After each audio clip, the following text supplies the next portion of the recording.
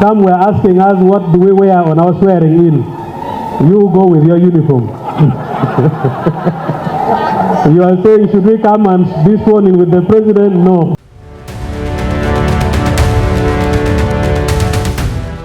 Remarks by Museveni at Kyankwanzi have led to claims that the speakership raised within national resistance movement. We do cooperate with different political parties, but the cooperation does not mean that if we are cooperating, you come up to my bedroom. Okay? You remain in the compound.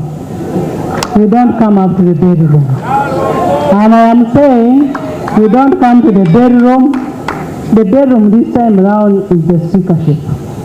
You cannot cooperate to the tune of the speakership.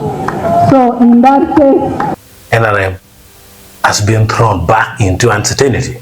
However, a careful reading of his words suggests a structured signal rather than a reopening of the contest.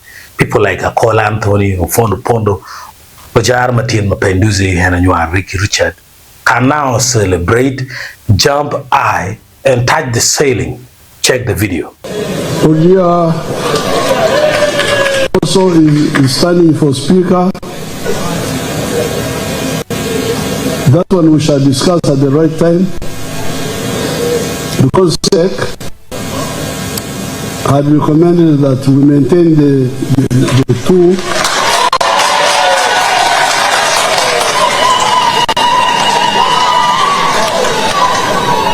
Because it had become like a tradition. But this was stop with our recommendation. It is not us who decide. We recommend and then we reason why. So we shall be able to discuss it and why. 5 men have to love Uganda. We go. My personal analysis. Museveni emphasizes that the Central Executive Committee, the CEC, recommends and does not decide. This distinction introduces procedural openness while preserving final authority. In leadership psychology, this reflects controlled ambiguity, allowing multiple actors to remain engaged without altering the direction of the outcome. He then cites tradition as the basis for maintaining the current arrangement. This is significant. Tradition functions as a stabilizing principle in decision making. As William James noted, habit is the enormous flywheel of society. By invoking tradition, Museveni signals continuity and frames it as the rational choice. That continuity points directly to the incumbents, Anita Mong and Thomas Tayebwa. Museveni further states that the matter will be discussed at the right time and that there will be an opportunity to explain why. The phrasing is important. It does not indicate that a decision is pending. It suggests that justification is pending. In governance practice, explanation often follows a decision already taken. A simple proverb captures this sequence. The path is cleared after the direction is chosen. The emphasis is on timing of communication rather than timing of choice.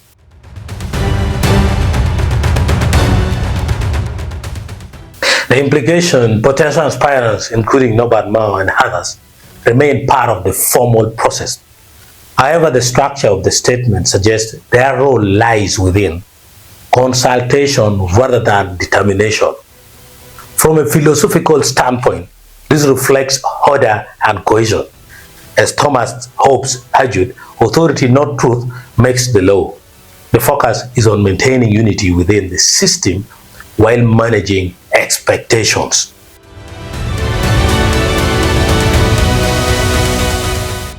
In conclusion, Museveni's remarks indicate a position already formed.